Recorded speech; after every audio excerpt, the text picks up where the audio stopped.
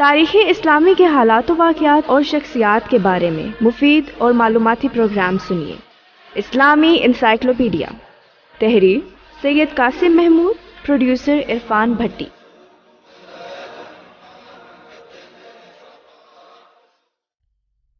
آدم ابو البشر، اولین آدمی، اولین پیغمبر، خلیفۃ اللہ فی الارض، آج کی دنیا کے تمام لوگوں کے باپ، مسجود ملائک۔ لفظ آدم خاص حضرت آدم علیہ السلام کے لیے منسوب ہو کر اس میں معرفہ کے طور پر استعمال کیا جاتا ہے، مگر بعض اوقات مورث اعلیٰ کے طور پر بھی اور نسل انسانی کے لیے بھی استعمال ہوتا ہے۔ یہ سریانی زبان کا لفظ ہے کہ جس کے معنی مٹیالے رنگ کے ہیں۔ امام راغب اصفہانی لکھتے ہیں کہ آدم کو آدم اس لیے کہا گیا کہ اسے عقل و فہم دے کر تمام مخلوقات پر فضیلت دی گئی۔ گویا آدم کو آدم کہنے کی بڑی وجہ یہ ہے کہ آدم کے معنی فضیلت کے ہیں، یا پھر آدم کا نام اس لیے رکھا کہ اس میں مختلف عناصر اور متفرق قوا رکھے گئے۔ ابن درید کے مطابق یہ لفظ ادما سے نکلا ہے، جس کے معنی گندمی کے ہیں، جبکہ امام راغب کے نزدیک ادما کے معنی ملانا جلانا کے ہیں۔ بعض علماء کے نزدیک آدم کا لفظ ادیم سے نکلا ہے، جس کے معنی سطح زمین کے ہیں۔ عبرانی زبان میں آدم کا لفظ انسان اور بنی نوع انسان کے لیے استعمال ہوا ہے۔ گویا آدم کا لفظ جد امجد اور نوع انسانی دونوں کے لیے مستعمل ہے۔ قرآن مجید میں آدم کا لفظ 25 مرتبہ 25 آیات میں آیا ہے۔ حضرت آدم علیہ السلام کا قصہ 9 سورتوں میں پھیلا ہوا ہے۔ ان سورتوں کے نام ہیں بقرہ، آل عمران، مائدہ، اعراف، بنی اسرائیل، کہف، مریم، طٰہٰ اور یاسین۔ یہاں ان 25 آیات کا ترجمہ پیش کیا جا رہا ہے۔ قصے کے تمام بکھرے اجزاء کو ایک منطقی ترتیب سے مربوط و پیوست کر لیا گیا ہے تاکہ قصے کا معنوی تسلسل قائم ہو جائے۔ خلیفۃ الارض، اللہ تعالیٰ نے فرمایا، پھر ذرا اس وقت کا تصور کرو جب تمہارے رب نے فرشتوں سے کہا تھا میں زمین میں ایک خلیفہ بنانے والا ہوں۔ فرشتوں نے عرض کیا، کیا آپ زمین میں کسی ایسے خلیفہ کو بنائیں گے جو اس میں فساد کرے اور زمین پر فتنہ پھیلائے اور خون ریزی کرے؟ آپ کی حمد و ثنا کے ساتھ تسبیح اور آپ کے لیے تقدیس تو ہم کر ہی رہے ہیں۔ مزید فرمایا، میں گارے مٹی اور بدبودار کیچڑ سے ایک بشر پیدا کر رہا ہوں، جب میں اسے پورا بنا چکوں اور اس میں اپنی روح سے کچھ پھونک دوں تو تم سب اس کے آگے سجدے میں گر جانا۔ علم و حکمت۔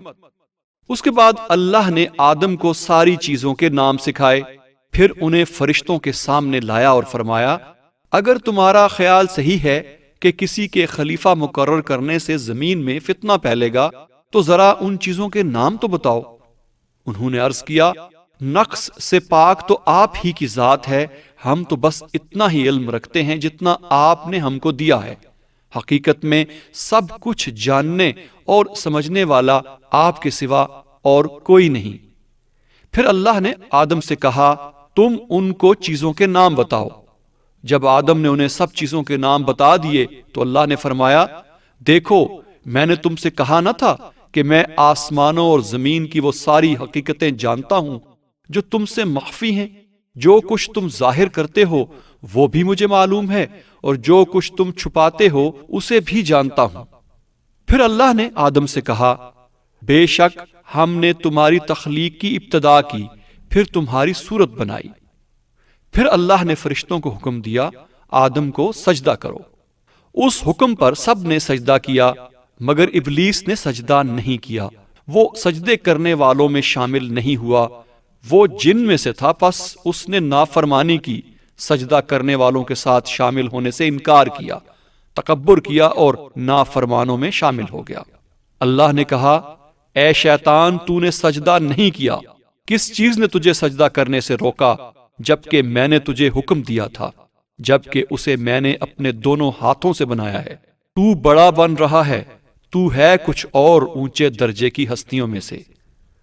ابلیس نے کہا، میرا یہ کام نہیں ہے کہ میں بشر کو سجدہ کروں جسے تو نے سڑی ہوئی مٹی سے، سوکھے گارے سے پیدا کیا، کیا میں اس کو سجدہ کروں جسے تو نے مٹی سے بنایا ہے؟ دیکھ تو صحیح یہ اس قابل تھا کہ تو نے اسے مجھ پر فضیلت دی؟ میں اس سے بہتر ہوں کیونکہ تو نے مجھے آگ سے پیدا کیا اور اسے مٹی سے۔ اللہ نے فرمایا اچھا تو یہاں سے نیچے اتر، تجھے حق نہیں ہے کہ یہاں اپنی بڑائی کا تکبر کرے، نکل جا کہ در حقیقت تو ان لوگوں میں سے ہے جو خود اپنی ذلت چاہتے ہیں، نکل جا یہاں سے، تو مردود ہے اور تیرے اوپر قیامت تک میری لعنت۔ ابلیس کی مہلت طلبی۔ ابلیس نے کہا اے میرے رب، یہ بات ہے تو پھر مجھے اس وقت تک کے لیے مہلت دے دے جب یہ لوگ دوبارہ اٹھائے جائیں گے۔ فرمایا اچھا تجھے اس روز تک مہلت ہے جس کا وقت مجھے معلوم ہے۔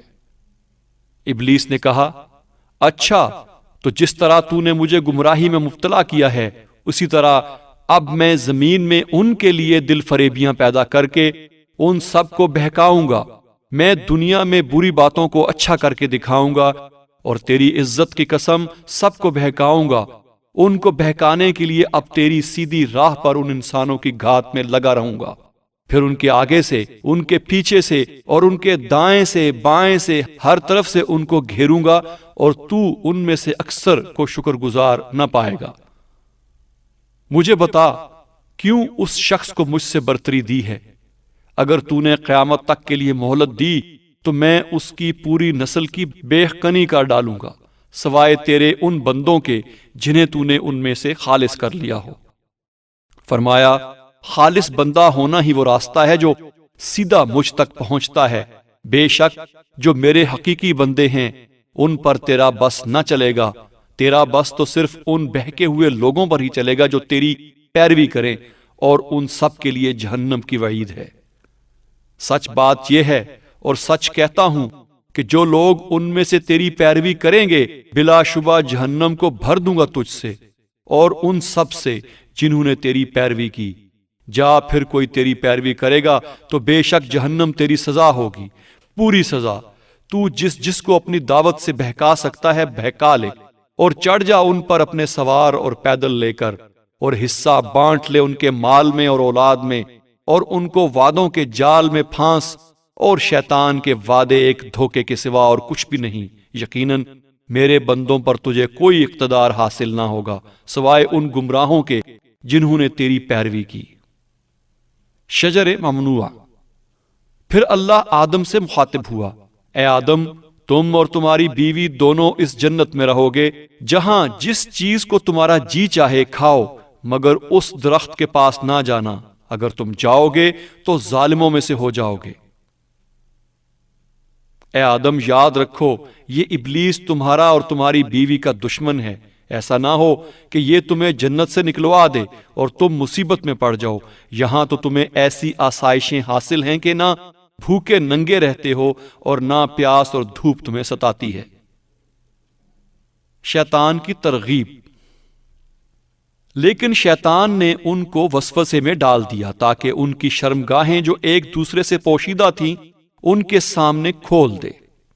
اس نے ان سے کہا، اے آدم، کیا بتاؤں تمہیں وہ درخت جس سے ابدی زندگی اور لا زوال سلطنت حاصل ہوتی ہے؟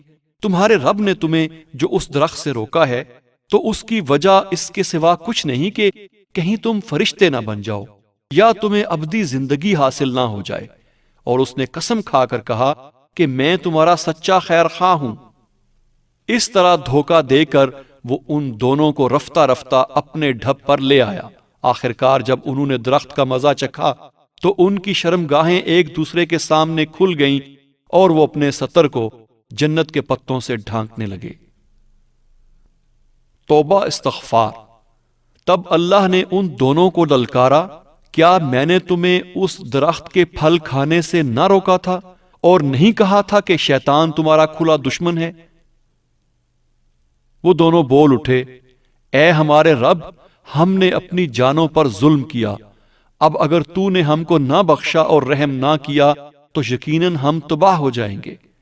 تب اللہ نے اسے برگزیدہ کیا اور اسے معاف کیا اور اس کی توبہ قبول کر لی۔ حبوط آدم۔ پھر اللہ نے اسے ہدایت بخشی اور فرمایا، تم دونوں انسان اور شیطان یہاں سے اتر جاؤ، تم ایک دوسرے کے دشمن رہو گے اور تمہارے لیے ایک خاص مدت تک زمین ہی میں جائے قرار اور بسر کرنے کا سامان ہے، وہیں تم کو جینا اور وہیں مرنا ہے، اور اسی میں سے آخر کار تم کو نکالا جائے گا۔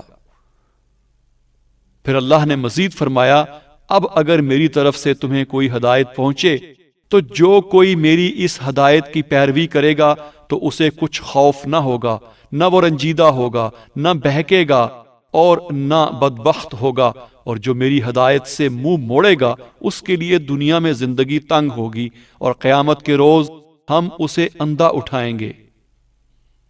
آخر میں فرمایا گیا، جو کچھ میں جانتا ہوں وہ تم نہیں جانتے۔